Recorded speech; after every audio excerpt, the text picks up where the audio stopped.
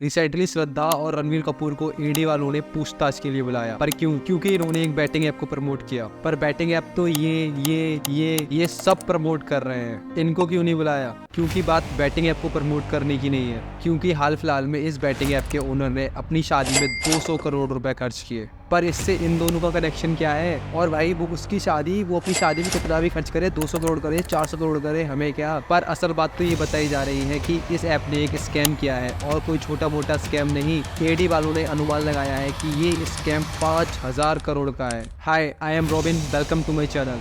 चलिए इस 5000 करोड़ के मामले को शॉर्ट में समझते हैं। बैटिंग स्कैम एक इलीगल एक्टिविटीज में से है जो लोगों के पैसे को लूटने के लिए बनाई जाती है। स्कैमर्स अक्सर लोगों को आसानी से पैसे कमाने की झूठी उम्मीद देकर अपनी ओर आकर्षित कर लेते हैं, लेकिन एक बार आपका पैसा उनके पास चला जाता है तो वो जाता ही जाता है, तब तक आप कंगाल ना हो जाए या तब तक वो खुद गायब ना हो जाए। तो इसमें बेवकूफ कौन? महादेव बैटिंग ऐप एक मोबाइल ऐप थी जिसका इस्तेमाल करके लोग स्पोर्ट्स इवेंट्स पर बैट लगाते थे। ये ऐप 2017 में लॉन्च हुई और जल्दी ही पॉपुलर भी हो गई, जिसमें लाखों लोगों ने इसको डाउनलोड किया। मिली ये सौरभ चंद्रशेखर और रवि उप्पल से, जिसमें से एक जूस वाला और एक टायर वाला था। ये इस ऐप पर बैटिंग करने वाले लोगों से वादा करते थे कि वे स्पोर्ट्स बैटिंग से आसानी से पैसा कमा सकते हैं। उन्होंने इस ऐप को इस्तेमाल करने वालों को आकर्षित बोनस और ऑफर्स दिए। इंडिया अभी ग्रो हो रही है और हर कोई जल्दी पैसा कमाना चाहता है, और इस जल्दी के चक्कर में कुछ लोग स्कैमर बन जाते हैं और कुछ लोग इनके शिकार। इसमें फंसते हैं हमारे तुम्हारे जैसे कॉलेज स्टूडेंट्स, घर में बैठे बैठे बोर हो रही हाउसवाइफ,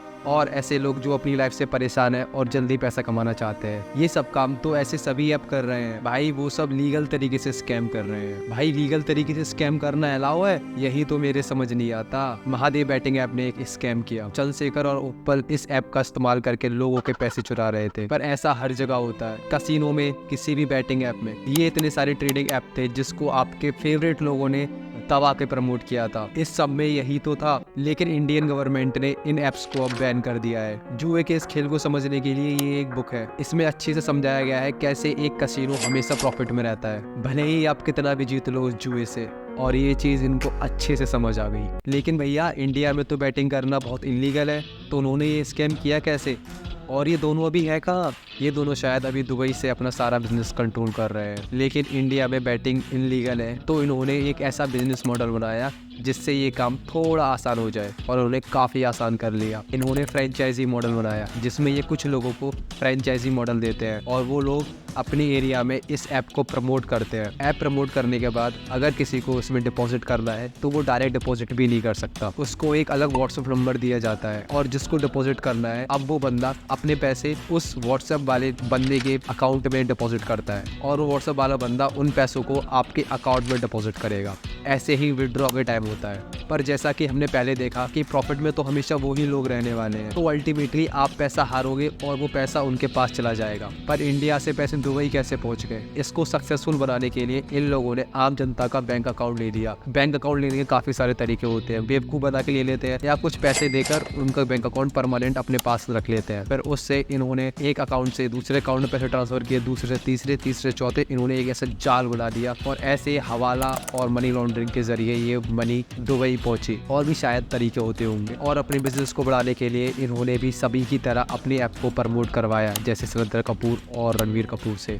और देखते ही देखते इनका ऐप और ज्यादा पॉपुलर हो गया और पैसों का टर्नओवर भी बढ़ गया। लेकिन हर कोई कभी न कभी कोई ना कोई छोटी सी गलती जरूर कर देता है, जिससे उनके स्कैम का पता चल जाता है। इन्होंने भी ऐसा ही किया। इन्होंने अपनी शादी में 200 करोड़ रुपए खर्च कर दिए, और इसमें काफी सेलिब्रिटीज भी गए, जिसमें सनी लियोन, नेहा कक्कर और भी बहुत सारे। लेकिन इससे कैसे साबित हो गया कि इन्होंने स्कैम किया है? उनकी शादी वो कितने भी खर्च करें, पर ईडी वालों का कहना है कि ये पैसे जो इन सेलिब्रिटीज को दिए गए थे वो कैश में दिए गए थे, और ये पैसा हवाला या मनी लॉन्ड्रिंग से आया है। पर जांच करने पर सब पता चल ही जाता है, और जांच जारी है, और रोज नए नए ट्विस्ट सामने आ रहे हैं, जिसमें ईडी वालों ने 39 लोकेशंस पर छापा मारा और 417 करोड़ रुपए जब्त किए।